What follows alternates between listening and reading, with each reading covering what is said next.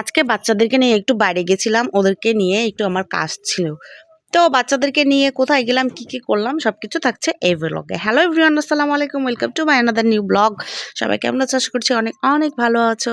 আলহামদুলিল্লাহ আমরা অনেক ভালো আছি।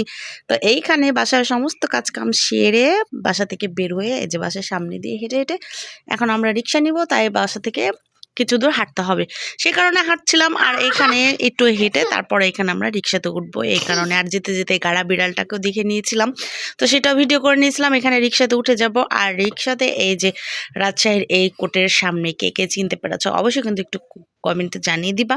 তারপর এখান থেকে আমরা চলে এসেছিলাম একটা ফোনের দোকানে। এখানে আমার ফোনের যে গরিলা কাজটা, সেটার অবস্থা আমার একেবারে ঝান্ডু বাম বানিয়ে দিয়েছিল, সেটাকে আমি ঠিক করছিলাম।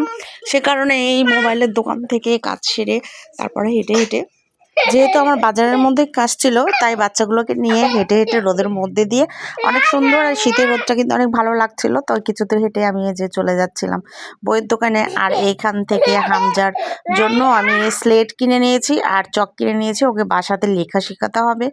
তারপর এইখান থেকে আমরা এই যে বইয়ের দোকানটা একটু ভিডিও করে নিলাম। আর এটা কোর্ট বাজারে, রাজশাহী কোর্ট বাজারে, যারা আশেপাশে আছো তারা অবশ্যই চিনতে পারবা, এটা আদর্শ বই বিতান।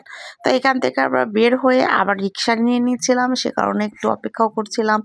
আর দুপুরের দৃশ্যটা কিন্তু অনেক সুন্দর ছিল। তারপর এদের কাজ কাম শেষ করে বাচ্চাদের চুল কাটিয়ে বাসায় চলে এসেছি। তো আজকের ভিডিও পর্যন্ত সবাই ভালো থাকো, আল্লাহ হাফেজ।